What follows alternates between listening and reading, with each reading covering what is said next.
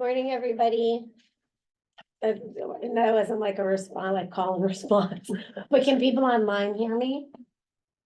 Gigi, yeah. Okay, thanks, Crosby. Oh, no. Darcy, sorry, it went away.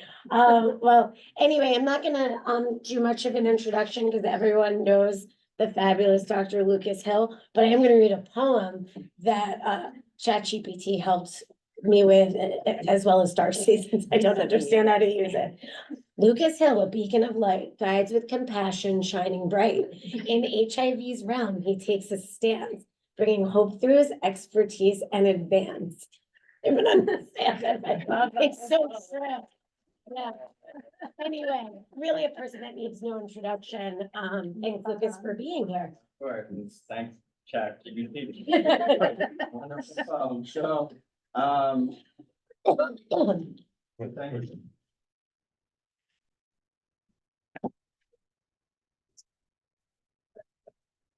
you. All right, so thanks for having me and thanks for attending, everyone. So I just want to start off by saying Happy New Year. I'm excited that I get to do the first high rounds of 2024. So I hope everybody had a restful holiday break. I got to stay in San Diego, spend a lot of time with my kids. This is my Christmas morning. And at their age, Christmas morning is by far the best day of the year. So it's super fun. So these are my disclosures. Okay, so kind of back, this is like the third go around talking about injectables for high rounds for me. Before I've done kind of covered our process and how we've kind of rolled out injectables at the clinic, and then also talked a little bit about some of our virologic outcomes. So kind of wanted to change it up a little bit today, and I'm going to talk about a project that we've been working on looking at missed injections in our clinic. And so I'm going to start with just going over what the recommendations are around missed injections and the dosing schedule for IM capivaserine, and then go over what we've looked at for factors that might be associated with missed or late injections at the clinic. And then kind of tie that into an interesting case of what might happen during the PK tail if someone doesn't show up for their injections. And then kind of shift gears, and at the end, whatever time is left, talk a little bit about our experience with lenacapavir and what kind of patient populations we've been using lenacapavir. So let's get started. So this is from the package insert for IM capivaserine, which is a small blurb about adherence to the injection visits. And so they state in the package insert, prior to starting Cabenuva, healthcare providers should carefully select patients who agree to the required monthly or every 2-month injection dosing schedule and consult patients about the importance of adherence to scheduled dosing visits to help maintain viral suppression and reduce the risk of viral rebound and potential development of resistance with missed doses. And so I think it's kind of interesting that kind of the initial statement, which is providers should carefully select patients who agree to the required dosing schedule. So I think it's kind of there's not a whole lot of information about what might be some objective measures that we can use to identify who might be adherent to the dosing regimen and help us kind of figure out how do we carefully select patients who might be most ideal for this. So just as a reminder, this is the dosing schedule for every 2-month injections. So I think everyone here is familiar with the idea that you give an initial injection, you give another set of injections a month later, and then it's every 2 months after that. The package insert again states that patients can be given Cabenuva up to 7 days before or after the date the patient is scheduled to receive their injections. And so I do think that there's a little bit of variability in how everyone that does Cabenuva in their clinics identifies what is their kind of dosing window, because based off of what the company recommends for how to identify treatment dates is setting a target treatment date, which is a day of the month. So for example, the 15th of the month. And then they get it on the 15th. Their next target date is the 15th the next month, and then the 15th every 2 months, right? But not everyone does it that way. I think some people are doing it where they're using 8-week intervals and they're doing plus or minus 7 days from 8 weeks. Some people are doing just 2 months from the last injection and plus or minus 7 days. So there is variability, I think, about how people are interpreting what is this dosing interval. For us, we're kind of more doing it as 2 months by calendar day from the last injection plus or minus 7 days. Whether that's right or not, I can't say specifically, but you'll see, I think it doesn't really matter that much is kind of the point. So, that's kind of the recommendation, is a plus or minus 7 day window. And then this is the recommendations for how to manage missed injections. So basically, what it's saying is that if a patient is going to miss their injection by more than 7 days, what they recommend is trying to initiate an oral bridge, which is restart oral HIV medication if they're going to be more than 7 days late. This states, using oral cabotegravir and rilpivirine, but they've updated this to say you can really use any oral suppressive ART regimen. So what we generally do is we have patients, before they ever start the injectables, we tell them to tuck away a supply of their current oral therapy. And then if they're going to be more than 7 days late for their injection, just restart what regimen they were on prior to switching to IM cabotegravir. Actually, it's worked quite well. A lot of patients, even if we can't get in touch with them when they're late for an injection, have actually on their own restarted their oral meds if that education is good enough, I think. So anyway, so that's the idea about managing missed injections. And then lastly, what do you do if someone is late for an injection? And whether or not they did an oral bridge or not doesn't really change the recommendation. So basically this looks a bit complicated, but the idea is if they're more than a month late for their injection, whichever injection it is, you need to restart the loading of 1 month apart, followed by every 2 months, right? And that's whether they do an oral bridge or not. So that's the idea. And then, of course, the idea is if they're late for an injection, especially if they didn't do an oral bridge or communicate with the clinic, there needs to be an assessment of, is this the right option for them? And, because obviously we're concerned about the risk of potential resistance and virologic failure if someone's consistently late for that injection. So what is the impact of missed injections on the success of cabotegravir? And I think there's not actually a whole lot of data to help us know. And part of the reason is that in the clinical trials, the phase 3 trials, there were very few late injections. And so this is the data from Atlas and Flare. And you can see that, 98% of injection visits occurred within their plus or minus 7 day dosing window in the phase 3 studies. So in total, and I don't know off the top of my head how many patients, but we're talking about thousands of patients. In total, they had 46 early injections and only 106 late injections in the phase 3 studies. Of those 106 late injections, 96 were given basically within 7 days late, so not very late, days 8 to 14. And then 10 injections were 2 weeks after that, so days 15 to 28. So not a whole lot of information about how these late injections impact success. And so there were 7 participants who used an oral bridge in the phase 3 studies. All of them maintained an undetectable viral load. And there were no patients who had viral loads greater than 50 at the end of the study that had missed or late injections. And so in this small number of people who were late, it didn't seem to have an effect on outcomes. So when we were coming up with criteria as a clinic to think about who we think are good candidates for switching to cabotegravir, we kind of came up with this list of criteria that we thought were good for patient selection. And one of the things that we came up with was consistent adherence to clinic appointments. So the idea is looking at, do they frequently no-show clinic appointments as a marker of potentially, is that someone who might be more likely to miss injection visits, basically.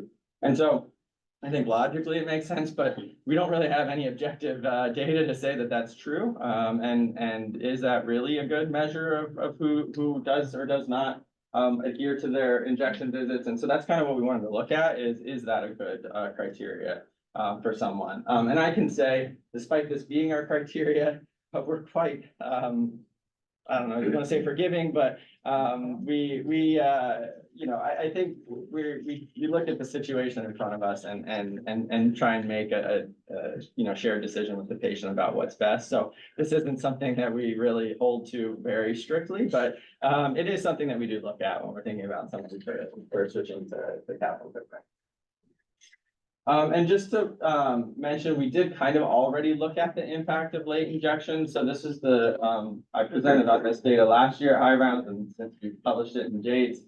But this was looking at predictors of people who are detectable after switching to cabrolpivirine. And one of the variables we looked at was late injections.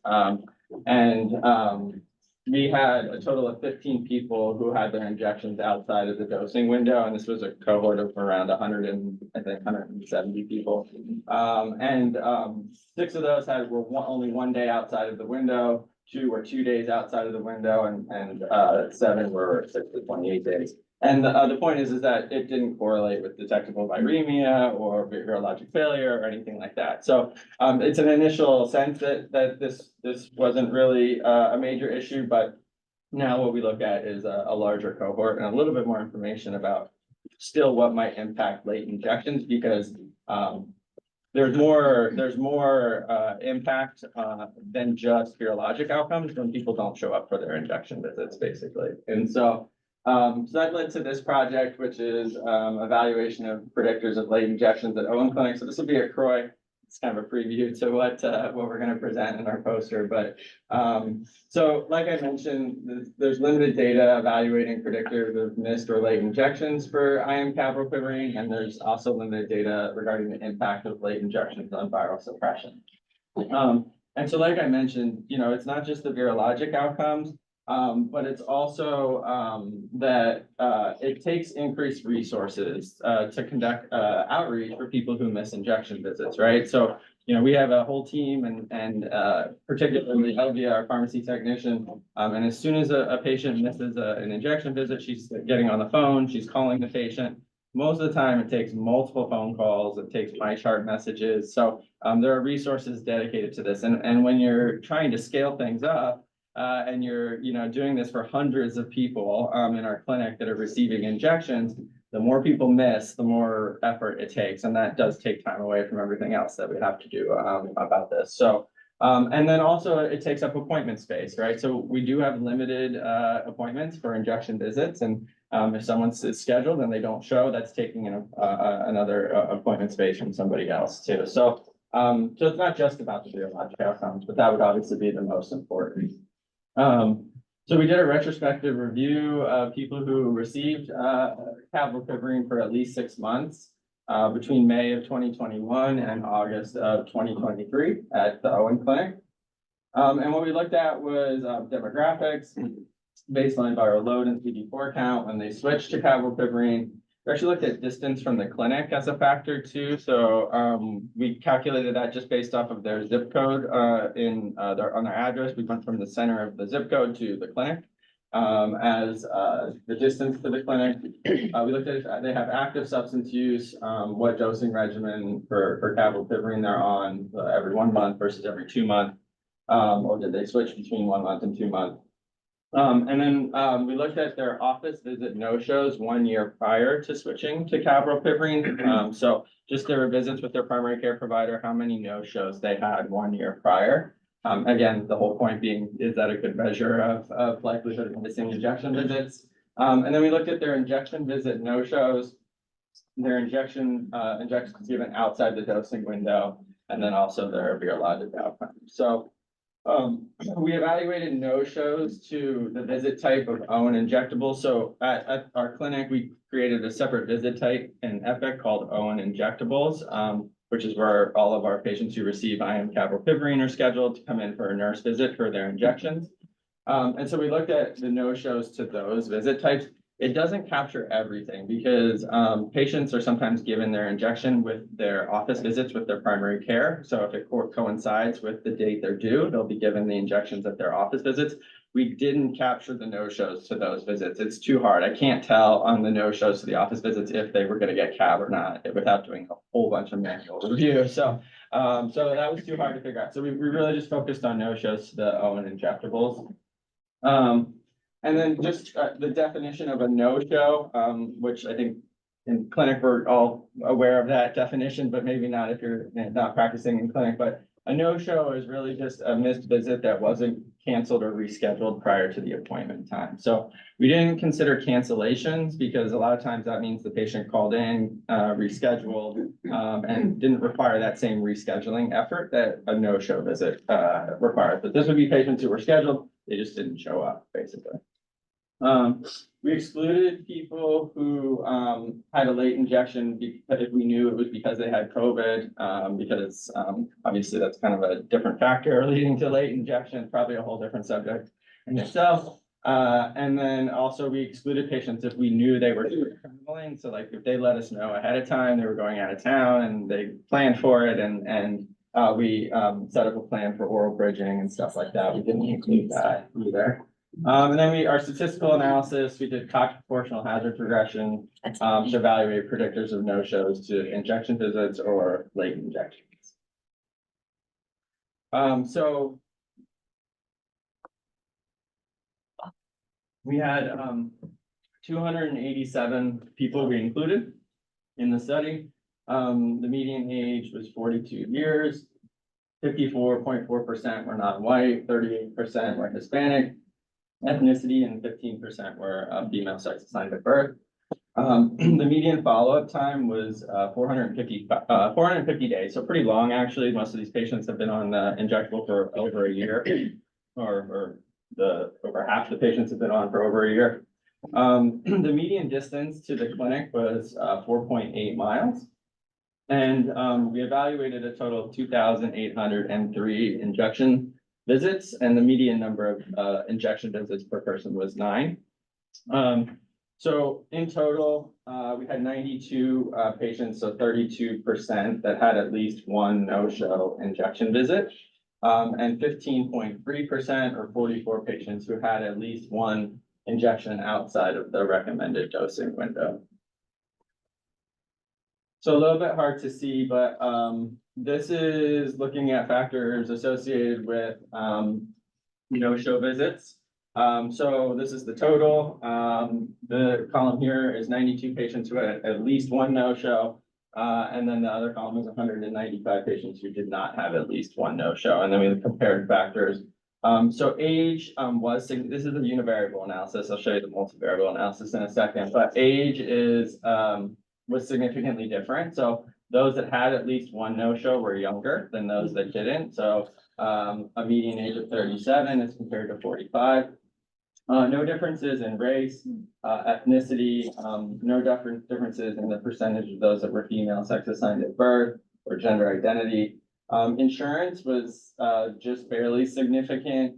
So those that were more likely to no-show had higher percentages of Medicare and higher percentages of Medicaid and lower percentages of Medicare. That probably just reflects the age factor that we talked about.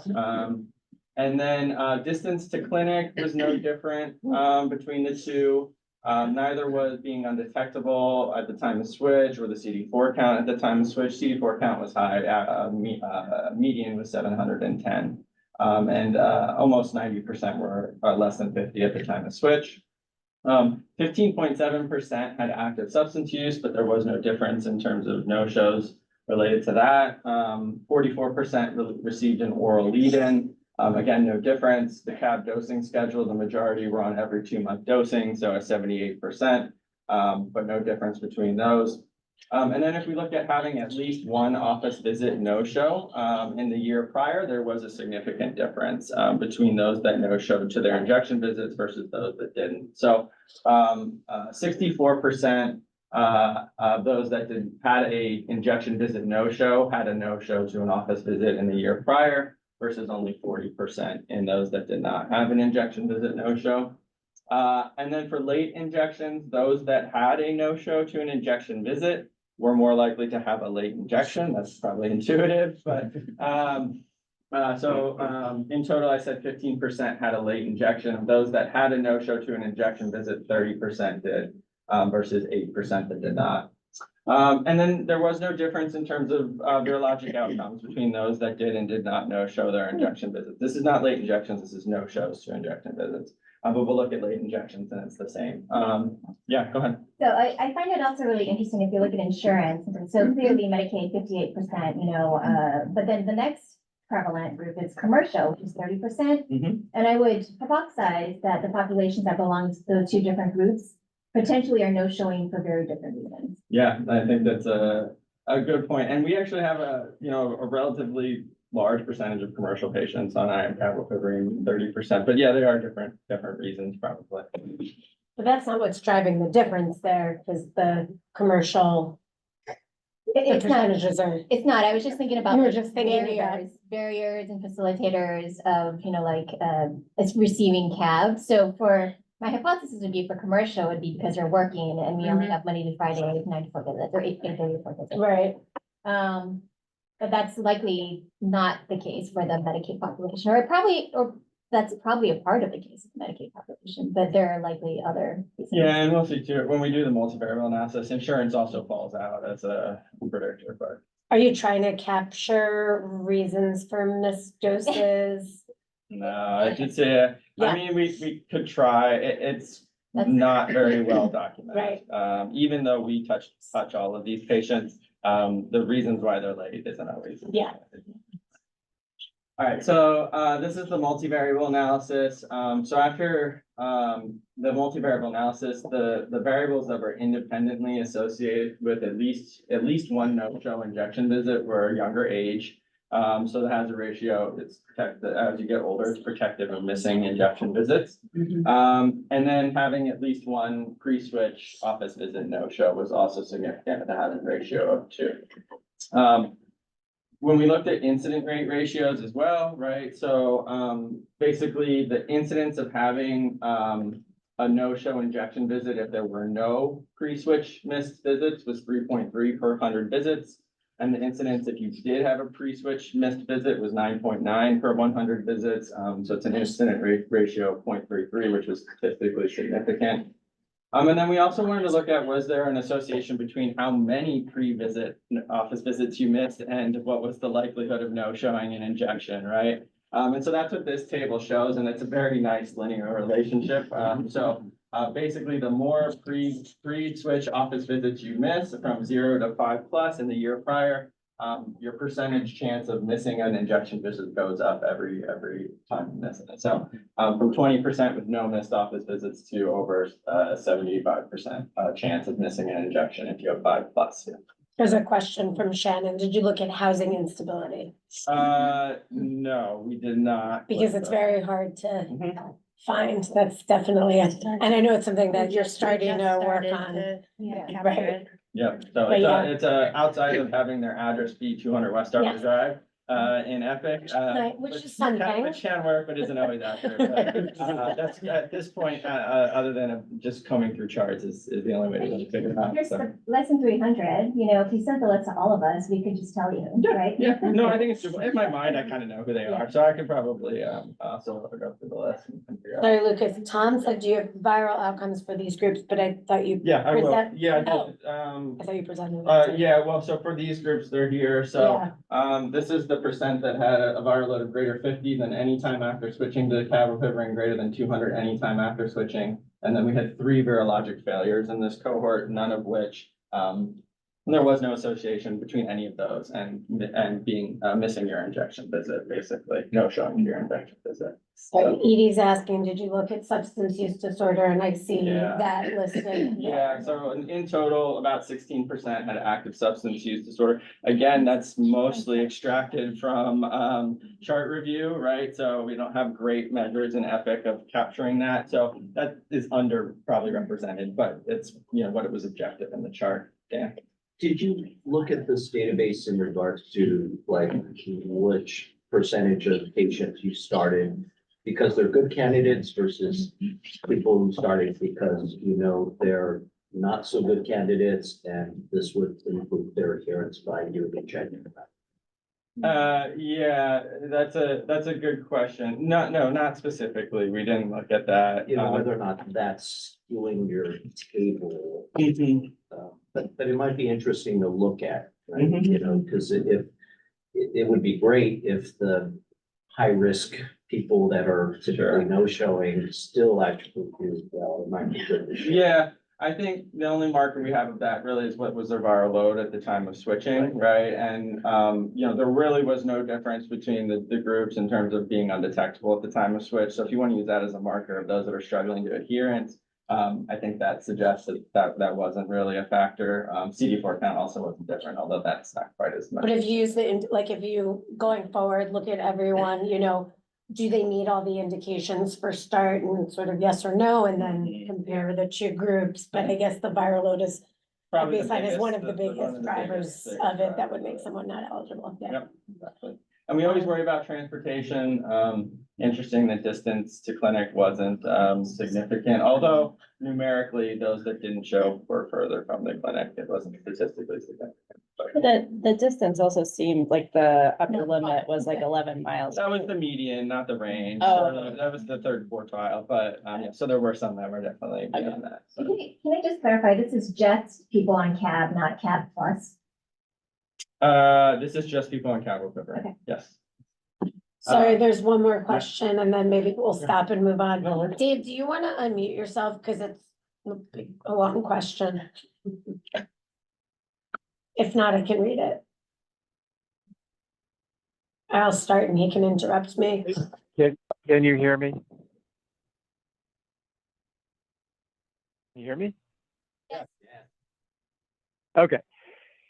So basically, this is the Owen injectable visit type and so it excludes people who had their injections paired with primary care visits, MAT visits, psych visits, all sorts of folks who, and I would wonder if some of those folks if the analytic sample is then different than the kind of general, the entire sample of people at Owen Clinic who are on or who have been prescribed CAB. And even though you don't have the capacity to do the analysis that you're currently showing with the entire sample, you might still be able to actually examine differences between this analytic sample, just on kind of basic demographics, and the wider sample to see how representative this group is compared to the entire group. Because you are likely missing some people who are known. I know I like to keep a closer eye on people with who have mental health or in MAT. We try to pair those visits. So this idea that it might actually enhance their adherence to their clinic visits and then their CAB appointments.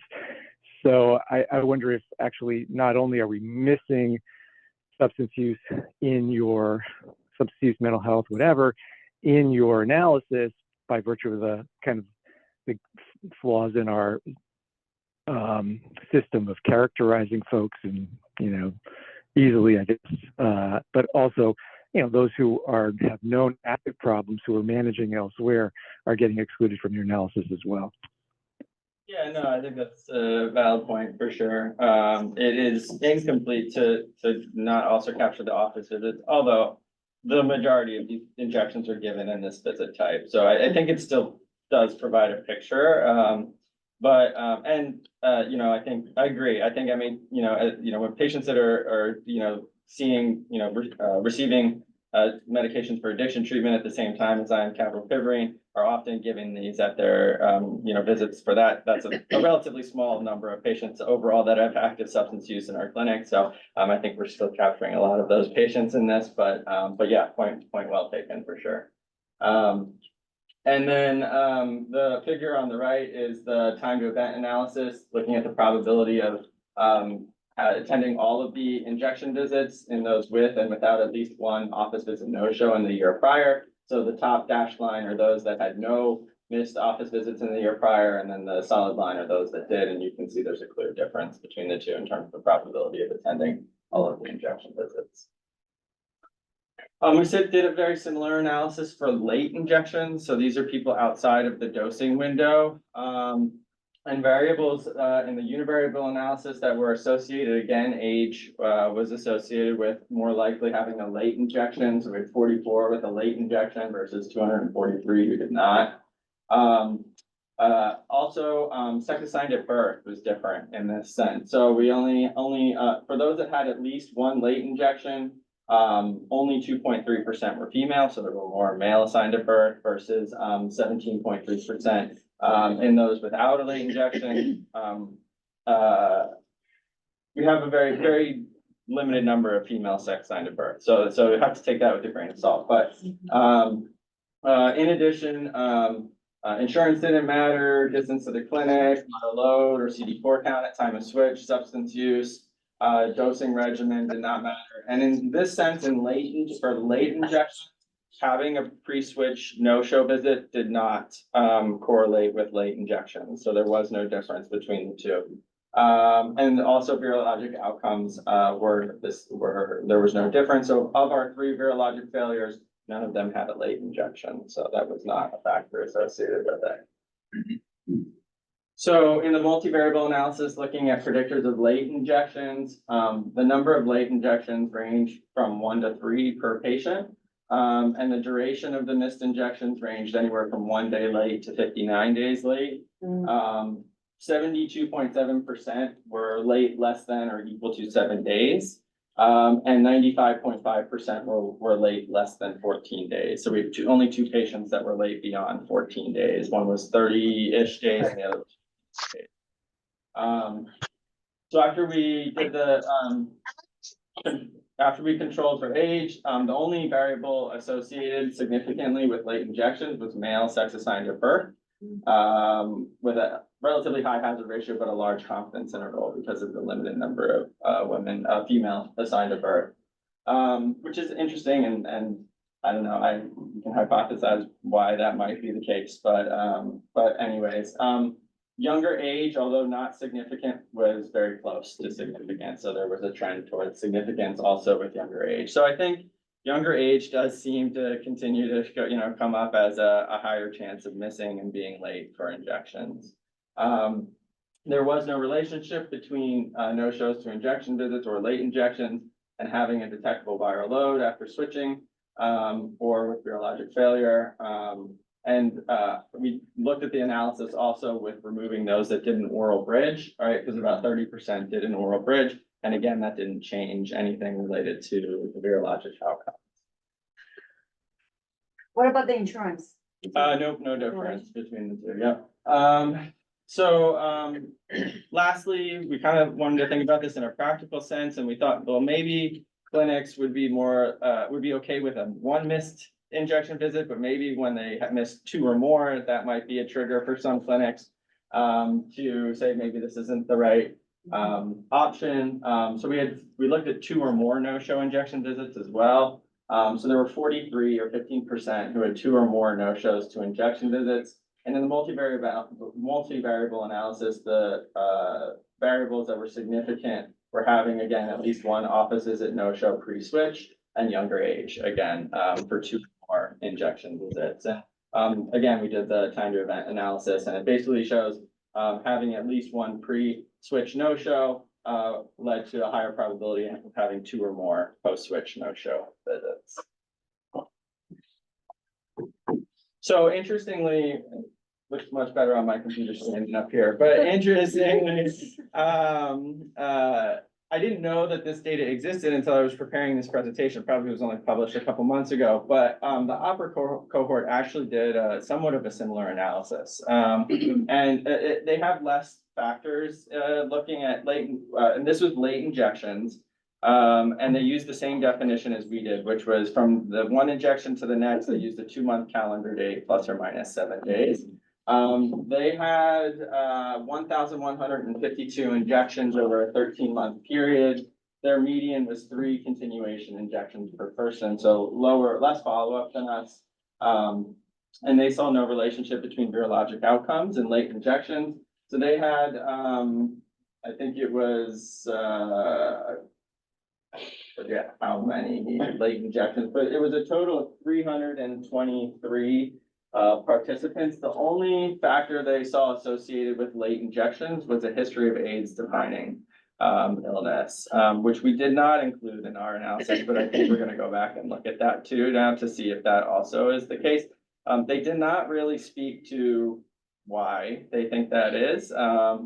And I'm not exactly sure why that would correlate necessarily with late injections. I mean, there's a lot of reasons people have a history of an AIDS defining illness. So it's a little bit hard to say, I think, but interesting. Doesn't look like they have a very nuanced assessment of drug use or social determinants. They did not, yes, that's very true, yeah. Sorry, there was a question on, for your data, which is very interesting. Was there any correlation, this is John O'Brien, was there any correlation of no-show or late injections with those who experienced prolonged pain at injection site? Good question. We don't know. Anecdotally, I would say probably not, but it's hard to know. We don't even hear about a lot of this, right? It's the nurses that might hear about it, or so I can't really say, but interesting, I guess. And then Jeff Taylor asks, anecdotally, post-injection soreness never goes away for some people and can actually get worse over time. Are you seeing this? Are we? In a small number of patients, not the majority, and those are patients who may switch off. And that's a whole nother subject of patients who switch off, which our cohort is growing for that too. But yeah, it does happen, but it's not super frequent. Any other questions?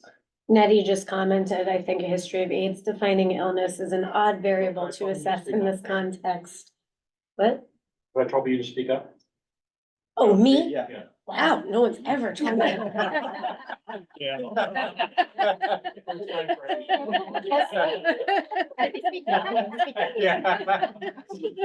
Sorry, everyone online, we're having a great time. Come to round. Nettie said, I think history of AIDS defining illness is an odd variable to assess in this context. Yeah. I think it's more a marker either for age or for comorbid social conditions, substance use disorder associated with late presentation. Oh, there's more. It never stops. Can you speak a bit more to how long between injections these people ended up having when they were late or no-showed?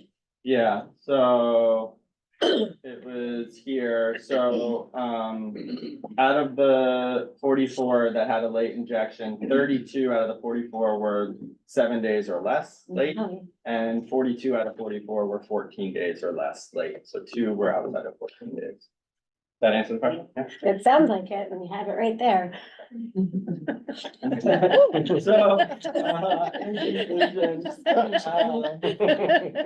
So in conclusion, this clinic visits in the year prior to switching to cabopiprine is associated with at least 1 no-show to injection visits after switching.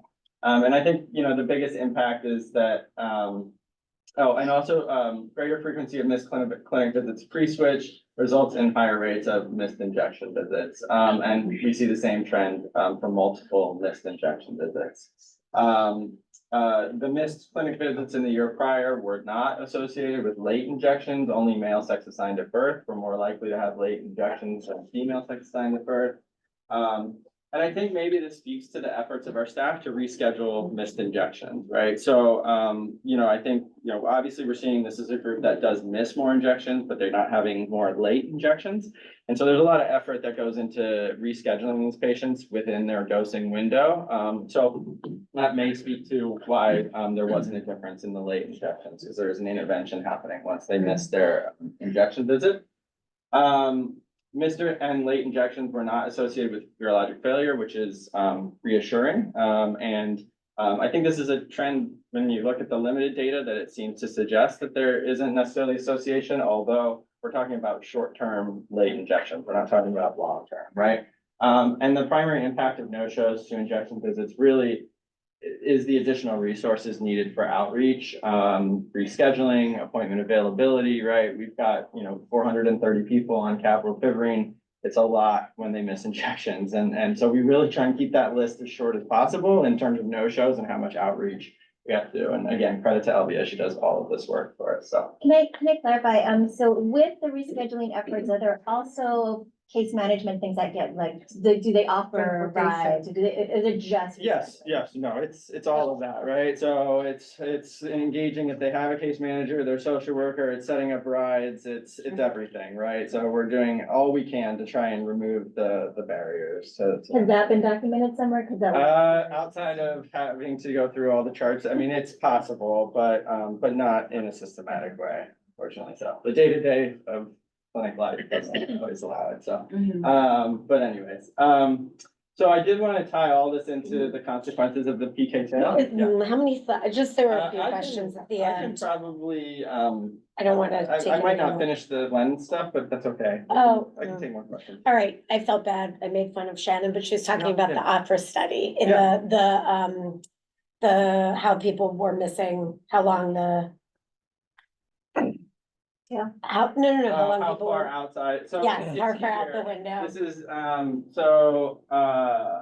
they had 9% that were late. It's a little bit hard to see, but the majority were less than a month. There was very few that were more than a month late, basically. So 7 to 14 days outside the dosing window, to 21 to 28 to 30 days outside the dosing window, Okay. basically. So there was 9%, majority were a month or less, yeah. Late. Okay. And also Sanjay was asking about our practice of the bridging, and maybe when we get to, like, at the end, we can talk about that, because he said, do we at Owen usually prescribe people? And I said, yes, but I think it's interesting to sort of talk about the whole practice, probably helpful for other clinics who are doing this. Yeah. And then Aaron asked about why a patient no shows. Aaron, we talked about that, and we don't capture that data. There's not a great way of capturing that, unfortunately. Okay.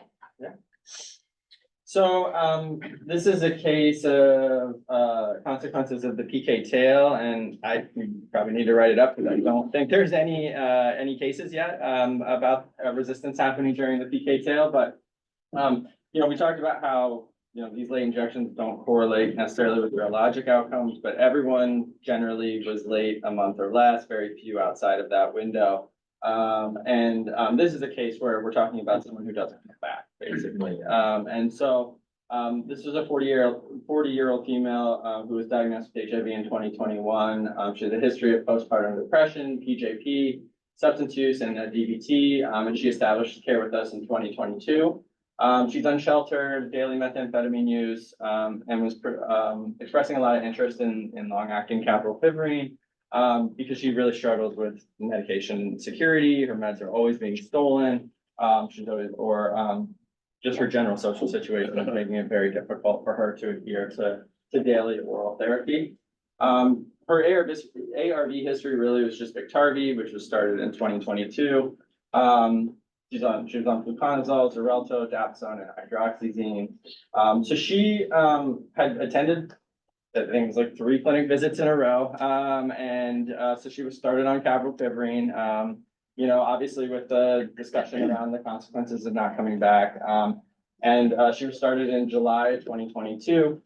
Viral load at the time, so she had been able to take her BF TAF enough to get suppressed for a couple months. Her CD4 count was low, it was 133, which is again, kind of always this decision about when is it, needed to take a chance on something like this. And of course, she was counseled about the importance of adherence to clinic visits. So this is her baseline genotype, essentially outside of a K103S and an RTI, which is not significant for ropivirine. She had a clean baseline genotype. So she received 2 injections, July of 2022, and then August, the 1-month follow-up. And then unfortunately, she was lost to follow-up. She didn't come back.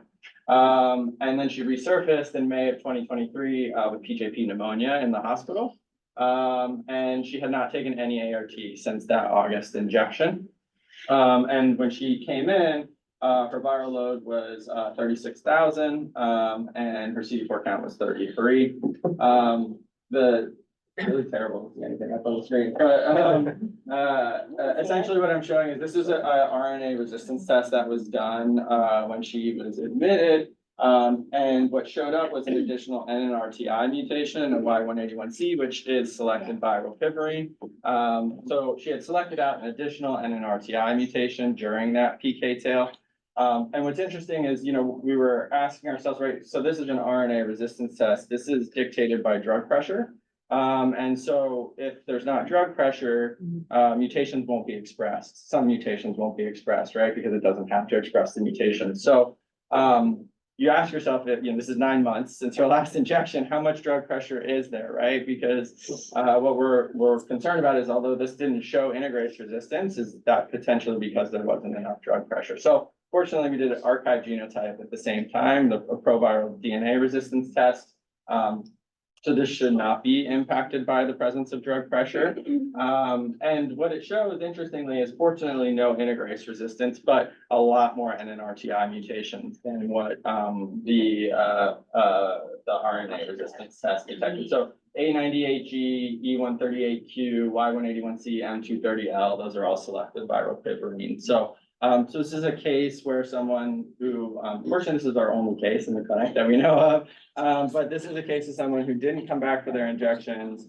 During the slow decline of drug levels over time, did develop NNRTI resistance. So, an interesting case. Any questions about it? So does that make, so with the both being long acting, does the integrase wear off first? Yeah. Before the NNRTI? And that's why. You're challenging my memory here, Dan. I think it's the other way around. I think it is the other, I think it is the other way around. I think cabotegravir, I have to check. It's a good question. That's chat. It's a lower barrier. Yeah. Yeah. Well, right, I mean, cab, I wouldn't consider necessarily high barrier, but maybe not the same as rilpivirine. There's also, I think, when people fail in general, it does seem that NNRTI resistance is a little bit more likely than integrase resistance. Integrase resistance is very common in people that just generally fail rilpivirine, but it does seem that, I would expect probably the NNRTI resistance to show up before the integrase. Which is great and reassuring, maybe not great, Yeah, but right? yes and no, but yeah, this is, Yeah. she did, and she did go back to be. Great, I mean, it almost is like, okay, this didn't work for you, we're going to. In and out of care. Right, so I find this to be very reassuring, yeah. I was gonna ask, I was looking at the EACS guidelines yesterday and was, hadn't really thought much about people transitioning from Biktarvy to Cabenuva, and there being more drug-drug interactions because of the rilpivirine, and they have a table in there of antidepressants, and, which is what I was looking at, and, she was on fluconazole and meth use, which is, sick also, and maybe some cannabis, and, we're not seeing a lot of failures, but it just got me thinking about, are we, what clinically significant drug-drug interactions are we also doing or causing when we switch people to injectable? Fluconazole and rilpivirine, I mean, fluconazole can increase concentration. that's a good thing. Yeah, and so for her, when she was here, she initially was put on some Darunavir with FTAF, and then when this resistance test came back, she was switched to BF-TAF. She's around, but not really engaged and not really taking her medication. So, the struggle still continues with oral therapy for her, so. But she could do Cabenuva, cabotegravir. Well, Lenacapavir, I'm not saying we're gonna do that. We don't know, right? that's a No, whole separate issue. I was right? plugging your next. Yeah, and that really ties into what the next, although, it's curious what the table looks like, yeah. Anyways, that's not necessarily not a possibility, but, I think, also what we're talking about then is using that in somebody who's got a low CD4 count and a detectable viral load with a 2-drug regimen. And that's different than, say, doing len and cab in someone who's suppressed, right, and switching to it. So, yes, there's. I was sort of being flippant that it's Sure. not like she can never do injectables again there. At least she doesn't have integrase resistance. That's why I was. I think a big takeaway. Yeah, So anyways, I might just real quick, because I want to make sure there's some time for any other questions, but I'm not gonna go over this. I think you're all familiar with lenacapavir. It's a novel capsid inhibitor. Inhibits replication at multiple stages of the life cycle. It was approved via the Capella study, which was a study in heavily treatment experienced people who are unable to get suppressed on oral therapy, so due to mostly drug resistance. So this is the cohort of 72 patients. They're very treatment experienced. They have, high rates of resistance, so almost 100% resistance to NRTIs and NNRTIs, 70% resistance to integrase, and 80% resistance to the protease inhibitors. With the addition of lenacapavir to an optimized oral regimen, they achieved good viral suppression rates in a population like this. So, 80% achieving a viral load of less than 50 at week 52. But really, because that's the study that led to approval, lenacapavir is only indicated to be used in combination with oral therapy in people who are heavily treatment experienced due to drug resistance and failing their regimen due to resistance, intolerance, or safety. I think it's interesting because yes, we're using it in that way, but majority of people were using it outside of that way. And I think that it's important to talk about because I think this is a very interesting medication, right? And what makes it really interesting partly is how long acting it is, right? This is an every 6 month sub-Q injection, right? And so it's unique. This is the dosing schedule, which is every 6 months, given sub-Q with a 2-day oral lead-in when you start the injections. So, I think there's been a lot of talk about using injectable ART in people with high viral loads. Darcy did a great job at the end of the year summarizing the most up-to-date data on that. This is just a summary data from probably the two most talked about cohorts that are giving just cavalpivirine to people with detectable viral loads, right? Remember, it's only approved to be given to people who are suppressed. But the upper cohort, had a group of 69 patients who had viral loads of greater than 200 when they were put on cavalpivirine, and roughly 75% had their last viral load of less than 50 in that cohort. And then the UCSF cohort, which had 57 patients with detectable viral loads, who they started on cavalpivirine. They had 3 people who didn't suppress in that cohort. So, cavalpivirine seems to be an option, but there are going to be failures if we use it in this strategy. I think it's something that everyone's reserving for situations where there is no other option. And, I think what we wanted to present, which I struggled with how to present, this probably wasn't the best way, but which is considering using lenacapavir in ways in combination with injectable cavalpivirine, because if you have the opportunity to use a fully suppressive 3-drug regimen in someone that's detectable, I think that lends to maybe the potential for higher success than using just a 2-drug regimen. And so I tried to summarize how we've been using lenacapavir in our clinic so far. I'll just real quick walk through the groups in like 2 minutes. These are 18 patients that we've given it in combination with CAV and rilpivirine or just CAV. This isn't our full len cohort. We have a few others that we've been using it more like the label suggests with people with multi-drug resistance. So the top one is 3 people who we had started on cavalpivirine before the approval of len. They had high viral loads when we started or within a couple months of starting, and then len got approved. And in the interim, we had a couple failures of people with high viral loads starting on cavalpivirine. So we added len to their regimen after it was approved. It was anywhere from 1 to 4 months from when they started cavalpivirine. They got a single dose of len, and we just then let the len go, basically to try and help prevent early breakthrough, because our people who did break through on cavalpivirine that had high viral loads was around 3 months after starting. So far, they've all maintained suppression essentially out to 12 months, almost 11 months. The second group are 3 people who were on cavalpivirine and had detectable viral loads, and they were not necessarily either suppressing or they had elevated viral loads on cavalpivirine. So we had one that had a viral load of 166 that just wouldn't suppress. One that had a viral load of 95, but the week prior of the viral load had increased to 3,000 on cavalpivirine without resistance. and then one with a viral load of 133. We added len, and we'll continue len in those patients, and they've all become undetectable, fortunately.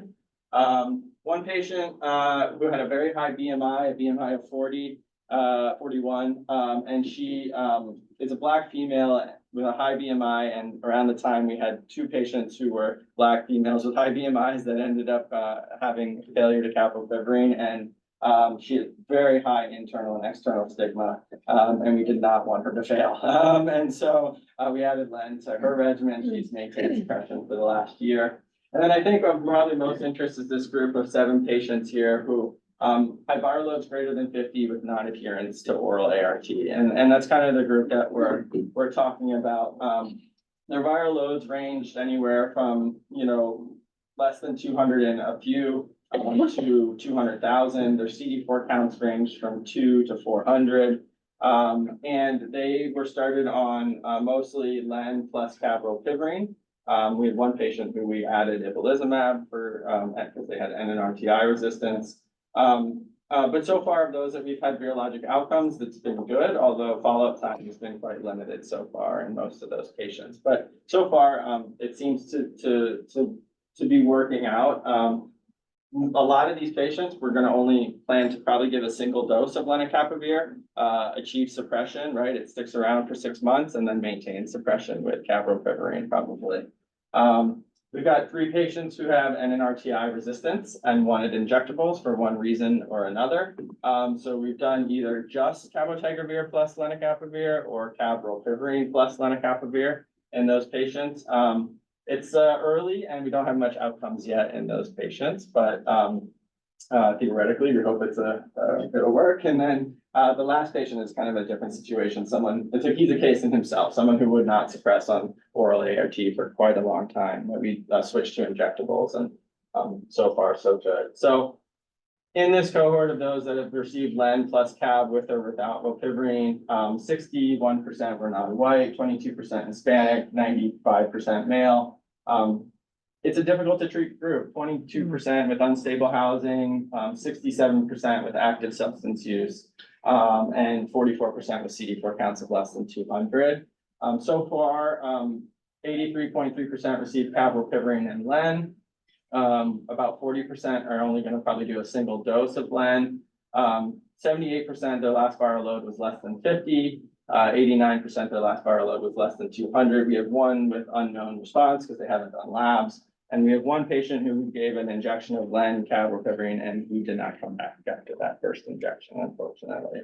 There were 2 deaths in those patients that I showed you. One, unfortunately, developed PML iris a month after starting injectables and passed away. And then we had one patient who had an unknown cause of death about 2 months after starting. It was a suspected potential overdose. We have 2 more to this cohort that we just started in December as well, that kind of fit this cohort. So Does the PML iris know to have had history of PML? no, yeah. These are other patients on len. They fit the more typical, you see all the resistance. So these are people who are receiving len with a bunch of resistance, and doing well, so far. So, I'll conclude that we can consider the addition of at least 1 dose of len when starting capylpivirine in those with detectable viral loads who are unable to adhere to oral therapy without NNRTI resistance. Maybe consider len plus cab in those with NNRTI resistance and if they are suppressed. We have limited patients using len with multi-drug resistance, but so far they've maintained suppression. And I think all of this is the caveat is insurance and can you access lenacapavir mostly off label. So I'll finish there. Thank you to the Owen Clinic nursing staff for everything that they do. Our pharmacy team, Jeff helped a lot with the data collection for the project. Nimish helped a lot with the stats. Our MOS pharmacy staff who we partner with on all these injections, and then all of our own clinic providers and our social work team. I go to Chris a lot to track down some of our patients who don't show up for their injections, because he knows a lot of people, so. So anyways, I know we're pretty much out of time, but any questions? Yeah, I'm sorry, you'll have to talk to Lucas directly.